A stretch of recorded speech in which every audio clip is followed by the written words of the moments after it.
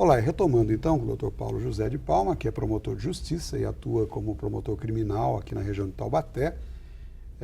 Como todos sabem, o Dr. Palma é uma pessoa que tem toda a condição para falar com galhardia, como faz, sobre segurança pública. Dr. Palma, eu estou fazendo essa colocação inicial. O senhor disse aí da falta dessa liderança. Aliás, eu apoio em gênero, número e grau tudo que o senhor falou. É uma grande verdade. A gente percebe até essa falta de sinergia, sim. Parece que os órgãos não se comunicam entre eles. Começa até pela Polícia Civil e pela Polícia Militar. Certamente, se elas fossem mais unidas, elas estariam se completando em muita coisa. Mas só o discurso que é de união, porque na prática a gente sabe que isso não existe. E os policiais que me assistem agora certamente têm que me dar razão. Se alguém disser que há essa união, que há essa integração, infelizmente, eu acho que está faltando com a verdade. Isso aí é a minha opinião. Mas eu queria lhe colocar o seguinte, dentro de tudo que o senhor dizia, agora nós temos um novo secretário da Segurança, né? O senhor Ferreira Pinto tinha uma atuação bastante polêmica, para ficar em situação polêmica só. O novo secretário veio laureado, aí, festejado até, um homem sensato, ponderado, promotor público de origem, procurador de justiça, seu colega. Mas o que mudou, na verdade? Eu percebi outro dia que o chefe da assessoria de imprensa, por exemplo, da secretaria, que isso é cargo de confiança, é o mesmo do senhor Ferreira Pinto, uma pessoa até que tem muita dificuldade para interagir com a imprensa. Às vezes, certas pessoas ficam parecendo um macaco em casa de louça em determinados lugares. O que mudou, doutor Palma? Olha, eu acredito que a mudança do secretário veio em boa hora. O secretário anterior, embora um homem correto e honesto, ele já estava desgastado até mesmo pelos anos à frente da pasta. E achei que a escolha foi muito positiva, foi valiosíssima. Apoiado. Para o governador e, sobretudo, para a sociedade de São Paulo. Esse secretário, Carlos Marcondes, ele é um técnico, ele é um homem ponderadíssimo, um homem capacitado e que vai promover mudanças. Mas nós não devemos esperar mudanças radicais. Essas mudanças, sobretudo quando se lida com polícias, elas devem ocorrer aos poucos, de forma a não se abalar as estruturas. Em suma, eu acredito que a mudança foi muito importante e tenho certeza que esse secretário, com o passar do tempo, irá fazer modificações que melhorem a atuação da Polícia Militar, que é a atuação repressiva, e, sobretudo, a atuação investigativa da Polícia Civil. Nós respeitamos a Polícia Civil, acreditamos na sua importância, mas nós sentimos, sinceramente, que a Polícia Civil precisa investigar mais e com maior eficiência. Sem dúvida, mas essa espera que ela é complicada, porque o governo já passou do segundo período, o governo Geraldo Alckmin, ele é secretário nesse governo. A sociedade, por outro lado, acho que não aguenta mais esperar.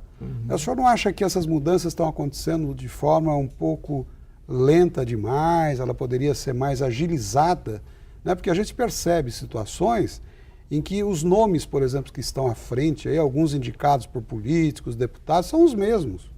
Será que o secretário, sendo tudo isso que o senhor diz, eu acredito, ele não poderia exercer esse papel, essa liderança a qual o senhor se referiu há pouco? Eu acho que há que existir equilíbrios de forças políticas, né? Isso sempre existiu e continua existindo. O secretário agirá bem e corretamente se ele, ainda que aos poucos, aos olhos de quem está de fora dos aparatos, digamos assim, mas ele exercerá com eficiência a sua missão se ele, com tranquilidade, efetivar as alterações. E essas alterações, Carlos, tenha certeza, ocorrerão. O secretário, como eu disse há pouco, é um homem técnico e ele se utiliza de critérios técnicos para fazer modificações. Eu digo isso com muita liberdade porque convivi com ele no Ministério Público, onde ele era meu chefe, né? E foi meu chefe por 4 anos. E, aliás, com quem eu trabalhei, digamos assim, mais ou menos proximamente. Então, eu reitero para você, para o seu público, que é um homem correto que promoverá as mudanças necessárias. Confesso que eu acredito que é o senhor que está dizendo. Tem todo o crédito e certamente o nosso telespectador também. Doutor Palma, vamos falar sobre um assunto que certamente desperta muita curiosidade entre os telespectadores. Vamos pegar esse exemplo aí dos irmãos Cravinhos em liberdade daqui a pouco, né? Cometeram um crime bárbaro, assassinaram a paulada os pais da namorada, da Richthofen, Suzane, e a população quer entender a lógica disso. O que o senhor poderia nos dizer disso?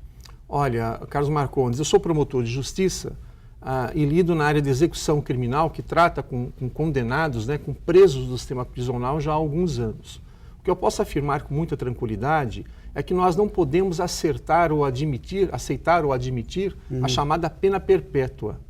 O preso tem que ter a esperança de um dia voltar a experimentar a liberdade. Isso traz a ele tranquilidade e traz a ele a vontade de cumprir corretamente a pena que lhe foi imposta.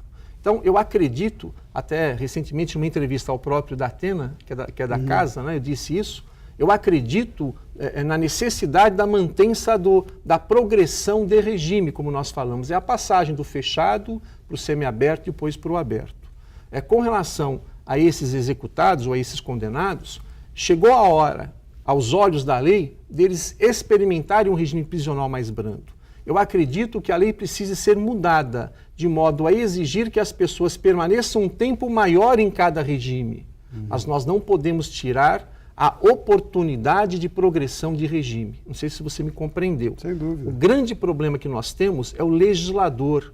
O nosso legislador penal e processual penal, há muito tempo, fechou os olhos aos anseios da sociedade. As críticas que o povo faz, de modo geral, que a mídia realiza diariamente, deve ser dirigida ao legislador, de modo a convencê-lo a promover alterações. Então, vamos manter a promoção prisional ou as promoções prisionais, mas vamos aumentar, como eu disse, o tempo de permanência do preso em cada regime. Mas a nossa lei penal hoje, e mesmo de execuções penais, não está adequada.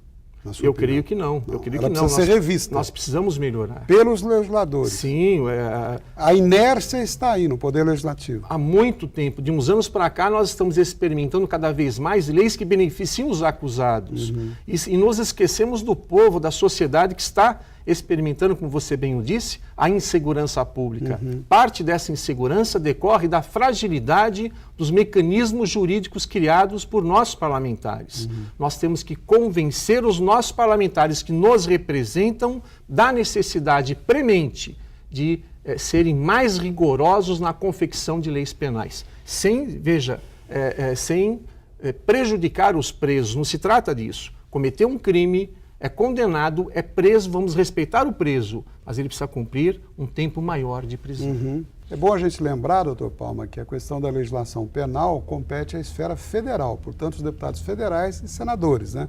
São os legisladores que estão aí fraquejando com relação à necessidade de mudança de certas situações aí que envolvem a legislação. Eu vou pedir mais um minutinho de licença, nós vamos para um breve intervalo e já voltamos. Continue conosco, até já.